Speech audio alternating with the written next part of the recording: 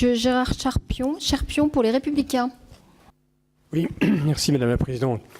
Oui, je voudrais dire que nous aussi, nous sommes heureux d'être là. Nous sommes d'autant plus heureux d'être là qu'il y a 2 ans, nous avions déposé une proposition de loi qui a été rejetée à l'époque par ceux-là même qui me la représentent aujourd'hui. Et à l'époque, il y a un Premier ministre qui s'appelait M. Macron. Et elle a été rejetée alors qu'en fait, je retrouve aujourd'hui avec plaisir un certain nombre des propositions que nous avions faites. Donc, on ne peut qu'être content de voir cette évolution. C'est dommage, il est dommage qu'à l'époque, ça n'ait pas été pris en compte. Nous avons perdu un peu de temps en ce moment-là. Concernant la méthode, bien sûr, vous avez raison, Madame la Ministre, les ordonnances sont dans la Constitution et il est évident que l'utilisation de l'ordonnance est tout à fait possible. Vous avez rappelé une date, vous avez rappelé 1982. Donc 1982, c'était pas 1981, c'était pas le démarrage à l'époque de monsieur Mitterrand. Il y avait un certain temps avant que les ordonnances arrivent. Là, nous sommes dans une précipitation, alors que le président nous a expliqué à Versailles qu'il ne fallait pas légiférer dans la précipitation, que nous avions le temps, qu'il fallait réfléchir, qu'il fallait travailler, qu'il fallait avancer dans une concertation qui est assez large. Alors, bien sûr, il y a des règles. Il y a en particulier l'article L1 du Code du travail qui impose une concertation avec les partenaires sociaux. Vous l'avez mise en œuvre et donc là, on peut dire que les choses sont tout à fait respectées.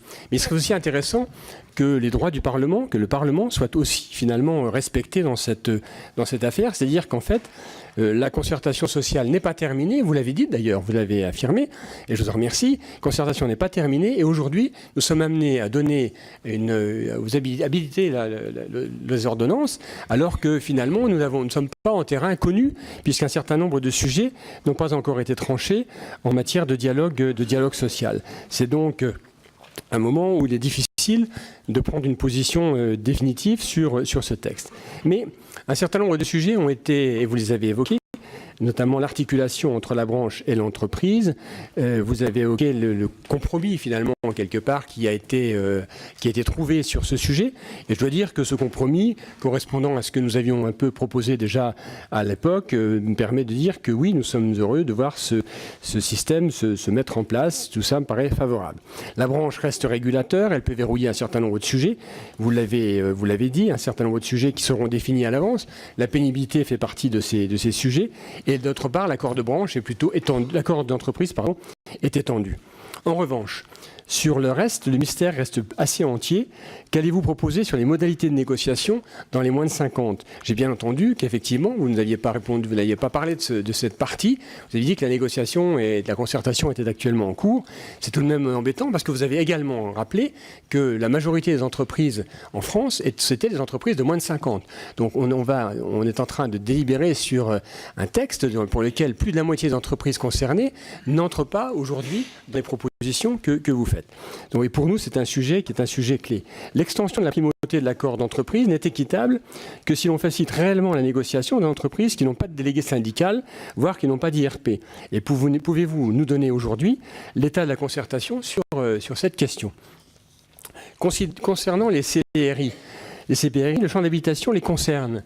À ma connaissance, les CPRI sont entrés en application début juillet si les textes ont bien été respectés dans les délais impartis à la précédente négociation. Donc, sur le compte pénibilité, quelles sont vos pistes de réflexion pour rendre le dispositif applicable ? On sait aujourd'hui que les 10 critères qui ont été mis en œuvre posent un certain nombre de problèmes. Il y a eu d'abord 4 critères, il y en a eu 6 supplémentaires. On sait que ça pose un certain nombre de problèmes, que c'est très difficile à appliquer, en particulier dans les petites et moyennes entreprises. Donc, j'aimerais connaître, si vous le voulez bien, les pistes de réflexion qui sont dans votre esprit pour rendre applicable ce dispositif. Et de manière globale, sur la méthode, les calendriers sociaux et les calendriers parlementaires étant totalement imbriqués dans un certain désordre, je dois le dire. Comment envisagez-vous d'informer le Parlement des avancées de la concertation au jour le jour, puisque cet après-midi, dans son discours de politique générale, le Premier ministre a semblé dire, si j'ai bien écouté, qu'en fait, il y aurait une concertation qui allait se poursuivre. Il a parlé des partenaires sociaux, il n'a pas parlé des parlementaires. Donc, est-ce que cela veut dire que les parlementaires sont exclus, en fait, de cette concertation et de la préparation définitive de ce texte ? Merci, Monsieur Cherpion. La parole est